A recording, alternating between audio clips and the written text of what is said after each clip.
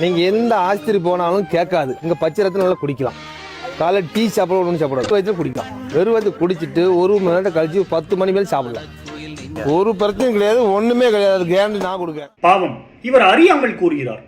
பன்றியின் பச்சை இரத்தத்தினை அருந்துவது பல அபாயகரமான சிக்கல்களை ஏற்படுத்திவிடும். ஸ்ட்ரெப்டோகாக்கஸ் சூவி எனப்படும் ஒரு பாக்டீரியா பன்றிகளின் உணவு குழாயிலும் மூச்சு குழாயிலும் வாழ்பவை. இவை ஒருவரது மூளையினை அடைந்து மூளையினை பாதுகாக்கும் திசுக்களை சேதப்படுத்திவிடும். இதனால் மெனஞ்சைட்டிஸ் என்ற ஒரு கொடிய தொற்று ஏற்பட்டு பக்கவாதம் ஏற்பட்டு விடும். மூளை நிரந்தரமாய் செயலிழந்தும் விடலாம். இந்த பாக்டீரியாக்கள் ஒருவரது இரத்தத்தினை அடைந்து தனது எண்ணிக்கையினை அதிகப்படுத்தி இரத்தத்தினுள் சீல் பிடிக்க செய்துவிடும் செப்சிஸ் நிலையினை ஏற்படுத்திவிடும். பின்பு உறுப்புகள் செயலிழந்து அவரது உயிரே பறிபோய்விடலாம். பன்றிகளின் இரத்தத்தினில் வாழும் ஹெப்படைட்டிஸ் வைரஸ் ஒருவரின் கல்லீரலை பாதிக்கும் ஹெப்படைட்டிஸ் இ என்ற அதிபயங்கரமான தொற்றினை ஏற்படுத்திவிடும்.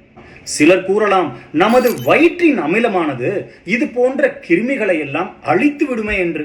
இல்லை என்பர்களே, வயிற்றின் அமிலத்தால் எல்லாம் இவ்வாறான பாக்டீரியாக்களையோ வைரஸினையோ அழிக்க இயலாது. வேண்டாம் நண்பர்களே, ஆரோக்கியம் என்ற பெயரில் இது போன்றவற்றை புரிந்து உங்களை பலியாக்கி விடாதீர்கள். நன்றி.